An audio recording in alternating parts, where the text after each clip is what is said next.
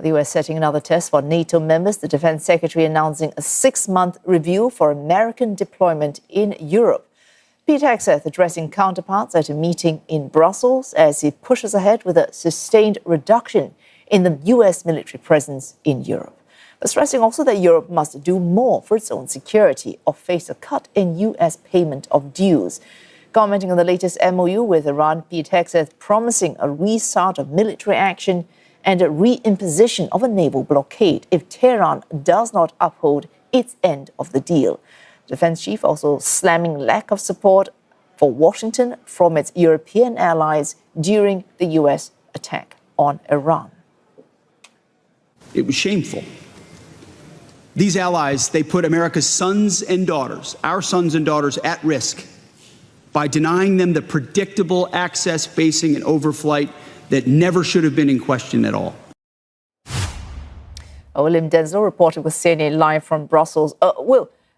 NATO's European allies already aware and cognizant of the US intention of pulling out of the continent. How will this review further affect their perspective or how they see their position on making up their own defense?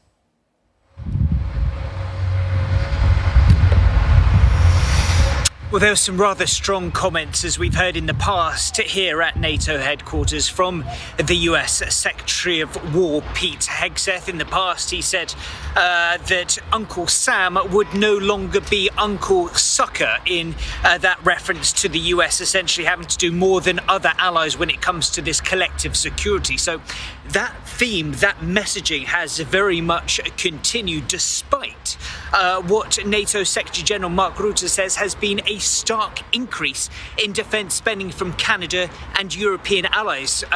Mark Rutte saying that over the past year there's been a near 20% rise in defence spending from those allies. But Pete Hegseth warns that that might not be sufficient. He says that some allies will pass their test, as he describes it, with flying colours. He says that other NATO allies will fall short of these new defence spending targets, which will aim to see NATO allies see annual GDP spent on defence rise from the current 2% benchmark to 5% come the year 2035. He says that he'll be speaking and having candid conversations with some of those allies, both in private and in public. The Ukrainian president might be concerned by what's happening. Volodymyr Zelensky also in Brussels after securing a G7 pledge to deliver more vital aid. Of course, that war in Ukraine now into 4.5 years.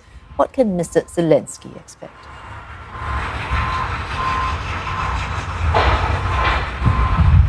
Absolutely. This is another significant meeting and, of course, comes just a few days before NATO leaders gather in Ankara, Turkey. Now, as far as President Zelensky is concerned, certainly seeking more support, both on the battlefield, as well as more to provide Ukrainian civilians with the protection that they need. We've heard from Mark Rutte. He says that overnight he had a meeting with President Zelensky. They discussed developments on the battlefield. Mark Rutte saying that Russian forces are losing an estimated up to 35,000 personnel each and every month. He says that is a sign that Ukraine is making substantial progress in the war, but he says yet more support is urgently needed. When it comes to that defence, he says more defence systems are required. The US and Pete Hegseth, well, they say that Washington is providing its share of the agreement, will continue that support, especially through the Pearl Initiative. This is essentially a way for all of NATO to provide money to the United States for them to then provide weaponry to Ukraine.